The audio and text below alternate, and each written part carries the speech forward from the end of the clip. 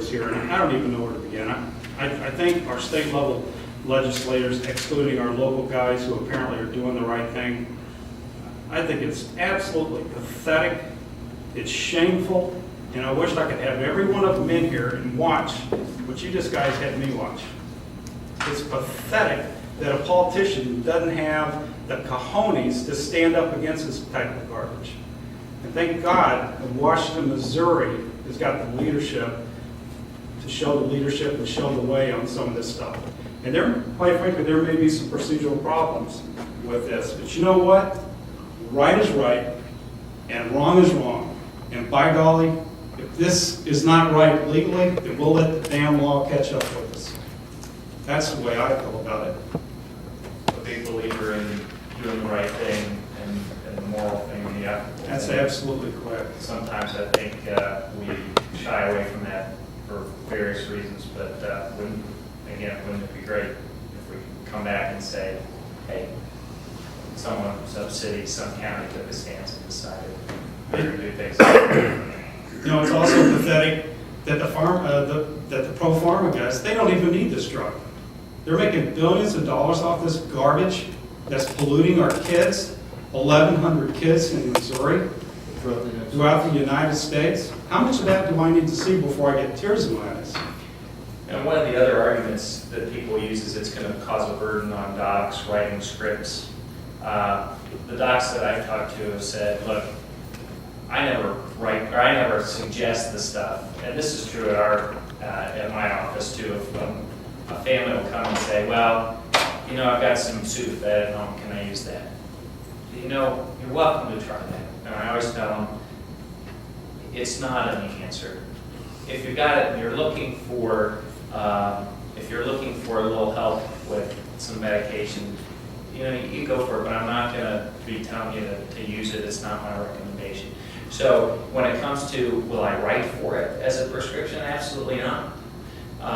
And the doctors that I talked to yesterday said the same thing. They asked them, you know, how much more out of your day is it going to take to write for scripts? Because there's this thought that we're going to be, you know, having pseudoephedrine script writing days, where all we'll do is write for that because there's so many colds that need that medicine, and that's just absolute bunk.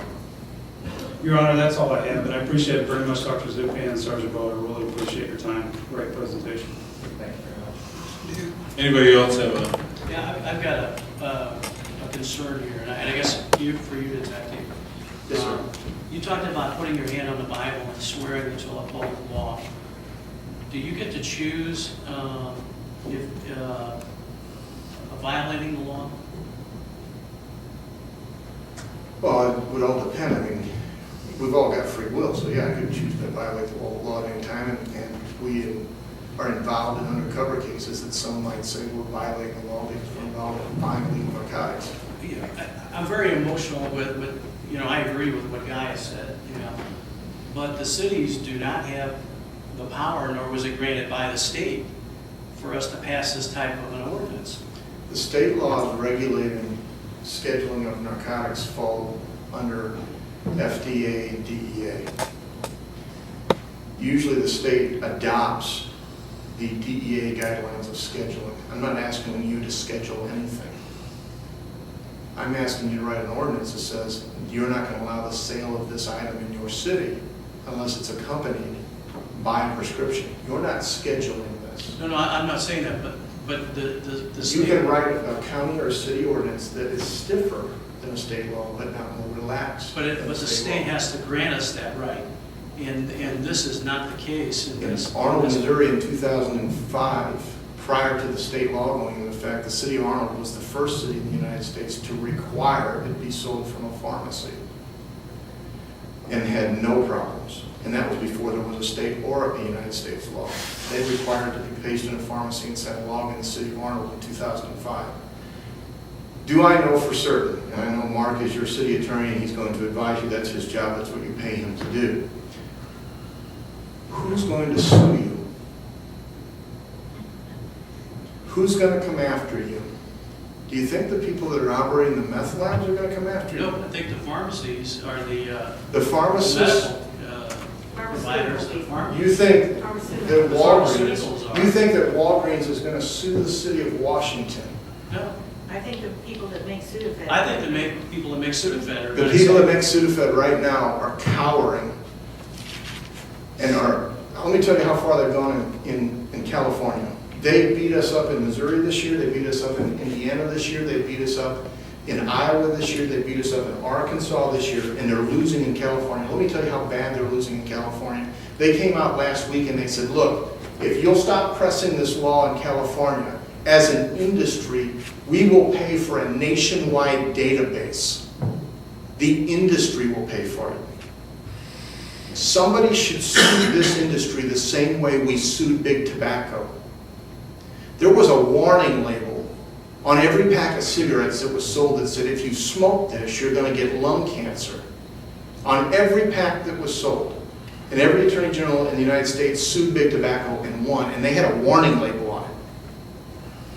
They have sold so much pseudoephedrine in this country above what is required to treat normal patients that there should be a class action lawsuit, and I would say that this city should get behind a class action lawsuit to sue them over the costs incurred to this country. There's two things in your file.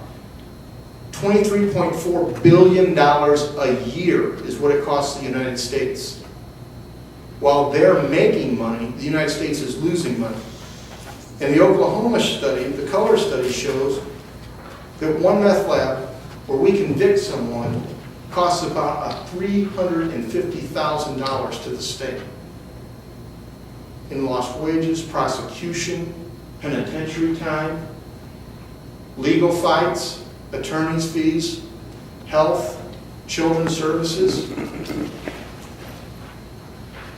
They're not coming to sue the city of Washington.